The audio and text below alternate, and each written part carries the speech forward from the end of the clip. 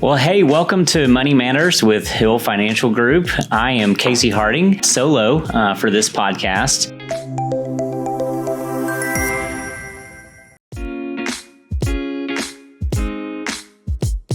We are going to be talking today about the money diet and how to trim the fat in your budget. And so these are just some helpful tips and tricks, if you will. If you're really, we have had an inflationary environment. We've had, costs go up quite a bit over the last, couple of years. Hopefully those things are starting to come down for some of you guys. But we're going to be looking at, how do we make a budget? How do we stick to a budget? And what are the things that we can kind of maybe cut out of our budget to bring those things down and more in line so that we can maybe save more and invest more for the future? So the biggest thing I would say is when we're looking at, what are the hidden expenses in our budget? It's typically running through Starbucks or that coffee shop that you love, every day. If we could maybe cut that down a little bit, maybe we're only doing that a couple of times a week versus every day. It's the subscriptions that you've forgotten about and that you haven't looked at in a long time, and you're like, man, I'm still paying for that. I haven't logged in or looked at that in 5 years, 2 years, however long it's been. So really just looking at your expenses in your bank account and going, do I still need that? Do I really go out to coffee that often?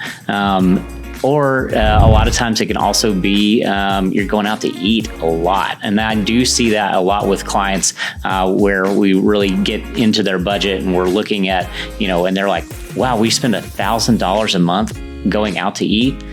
Well, I mean, that's what you put down, and it looks like that's what your bank account statements are saying. And so, we probably need to cut that back a little bit, especially, when we're going out to eat, we're not just paying for the food, it's the service and all of the things that go into that. And so maybe eating a few more meals at home each week, we can cut that down. So it's just figuring out where are those, things that we're spending that we're not even thinking about, and that's the biggest thing is just purposefully spending. Like what are we doing? Why are we doing this? Do we really need to be doing that often? And then coming up with a plan to cut those back.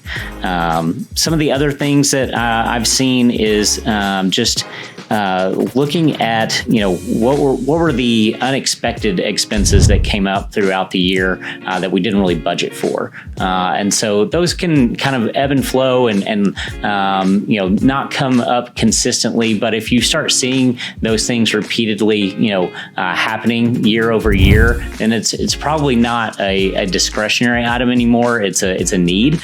And on that, what are those main things that you need in your budget? Like, what are the have-tos, if you will? It's your roof, it's your food, and it's your transportation. Those are the three main things. Those are your essentials that you have to have in order to be able to go to work, have a roof over your head at night, and feed yourself. And so those are the things that are costs that some we have control over, like our food, but others are just fixed costs, and so they are what they are. But everything else is really discretionary.